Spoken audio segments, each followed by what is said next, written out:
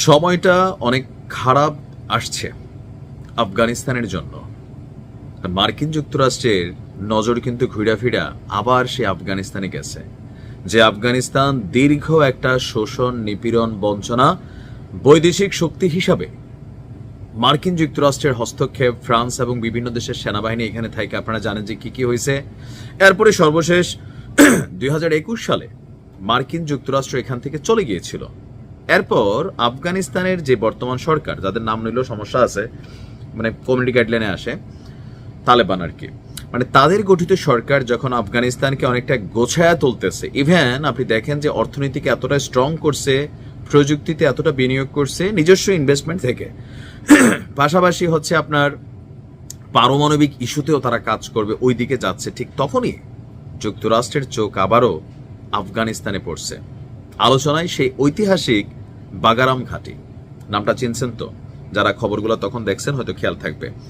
রাজধানী কাবুল থেকে প্রায় 60 কিলোমিটার দূরে বাগরাম জেলায় তৎকালীন প্রেক্ষাপটে আমেরিকা একটা সামরিক ঘাঁটি গড়ছিল, যেখানে তাদের স্পেশাল ইকুইপমেন্ট, যুদ্ধ বিমান, তারপর হচ্ছে যে ট্যাঙ্ক, আরো যে জিনিসগুলা বা যুদ্ধ বিমানের হ্যাঙ্গার, এগুলা কিন্তু ওইখানে ছিল। আপনারা অনেকে এখন দেখবেন যে আফগানিস্তান যখন তাদের বিভিন্ন মহড়া টহরা দেয়, আমেরিকার রাইখা যাওয়া যে মেশিনারিজ গুলো ছিল এগুলো কিন্তু তারা দখলে নিছে এবং কি ব্যবহারও করতেছে। তো হঠাৎ করেই আফগানিস্তানে আপনার সেই বাগরাম জেলাতে আবারও সামরিক ঘাঁটি করতে চায় যুক্তরাষ্ট্র, যদিও এটা নিয়ে তালেবান সরকার স্পষ্ট বার্তা দিয়েছে বৈদেশিক কোনো হস্তক্ষেপ এখানে তারা আর মেনে নিবে না। কাবুল থেকে 60 কিলোমিটার দূরের এই বাগরাম জেলায় পরিচিতি পেয়েছিল বাগরাম বিমান ঘাঁটি। প্রশ্ন, এতদিন পর আবার কেন এই ঘাঁটিতে আলোচনা হচ্ছে, কি আছে এখানে? প্রতিবেদন অনুযায়ী 2001 সালের পর মার্কিনীরা যখন এখানে সেনা মোতায়েন করে, তখন এটাকে একটা সামরিক শহর হিসাবে তারা নিজেরা টাকা পয়সা খরচ করে গড়ে তুলেছিল। আর ঘাঁটিতে গড়ে তোলা হয় 3 কিলোমিটার দীর্ঘ 2টি রানওয়ে, যুদ্ধ বিমান, বম্বার কিংবা বিশাল আকারের পরিবহন বিমান যেন অনায়াসে ওঠানামা করতে পারে।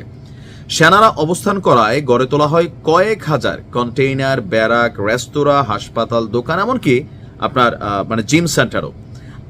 আফগানিস্তান জুড়ে নিয়োজিত থাকা মার্কিন সেনাদের কাছে এটা ছিল দেশের বাহিরে ফার্স্ট হোম। 2021 সালে যখন তালেবানরা ক্ষমতায় আসে, ঠিক এর আগ মুহূর্তে রাতের অন্ধকারে বাগরাম ছেড়ে চলে গিয়েছিল আমেরিকা। তো আপনার যুক্তরাষ্ট্রের সেন্ট্রাল কমান্ড বলছে যে সেখান থেকে অনেক মালামাল তারা সরিয়ে নিয়েছিল, অনেক জিনিসপত্র ধ্বংস করা হয়েছিল। আর এখানে ঘাঁটিটা প্রথম তৈরি হয়েছিল 1950 সালে। তো এখন কেন আলোচনায়? ডোনাল্ড ট্রাম্প ক্ষমতায় আসার পর ওই ঘাঁটির নিয়ন্ত্রণ হারানো নিয়ে অন্তত 20 বার আক্ষেপ করেছেন, আর প্রতিবারই উল্লেখ করেছেন এই ঘাঁটিটা নাকি এখন চীনের হাতে পড়ছে। কেন চীনের নাম আসলো? কারণ চীন আপনার আফগানিস্তানে বিপুল পরিমাণ বিনিয়োগ করেছে।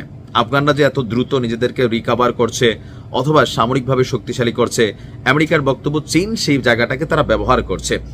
বাইডেন প্রশাসনের সমালোচনা যেমন করছেন, আর এ অবস্থায় গত বৃহস্পতিবার ট্রাম্প প্রথমবারের মতন আবারও প্রকাশ করে বসলো এবার মুখে যে বাগরাম ঘাঁটির নিয়ন্ত্রণ ফিরে পেতে চায় আমেরিকা।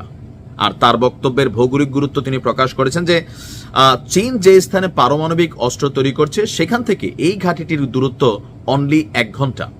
এরপর পরই এটা নিয়ে বিভিন্ন বক্তব্য আসে, এই ঘাঁটির সক্ষমতাও সে সামনে তুলে ধরে। আর তার বক্তব্য যে চীনের ক্ষেপণাস্ত্র অস্ত্র তৈরির স্থান থেকে বাগরামের দূরত্ব নিকট, সো এটাকে নজরদারি সহ বিভিন্ন বিষয় এখান থেকে করা যাবে। এছাড়া আঞ্চলিক প্রভাব বিস্তারের ক্ষেত্রেও যুক্তরাষ্ট্রের জন্য ঘাঁটিটা খুবই গুরুত্বপূর্ণ। আর সেনা মোতায়েনের বক্তব্যটা এখানে যেটা আসছে যে গত মার্চ থেকেই আপনার এই ঘাঁটিটিতে সেনা মোতায়েনের কথা সিদ্ধান্ত ভাবছে আমেরিকা। ট্রাম্প এবং তার শীর্ষ জাতীয় নিরাপত্তা কর্মকর্তারা বিশ্বাস করেন ঘাঁটিটি কয়েকটি কারণে জরুরি। চীনের উপর নজরদারি, আফগানিস্তানের বিরল খনিজ পদার্থের উপর দখল, ISIS কে লক্ষ্য করে একটি সন্ত্রাস বিরোধী কেন্দ্র, কূটনৈতিক সুবিধা, বিভিন্ন কারণে এখানে সেনা আবারও দেওয়া খুবই জরুরি। তো ট্রাম্পের এই বক্তব্যের পর তারা কি রিয়েকশন দিচ্ছে পরবর্তী ভিডিওতে জানাবো। তবে যতটুকু বুঝতেছি যে খারাপ দিন আসতে যাচ্ছে, শকুনদের নজর পড়ে গেছে। আল্লাহ হেফাজত করুক। ভালো থাকুন। আসসালামু আলাইকুম।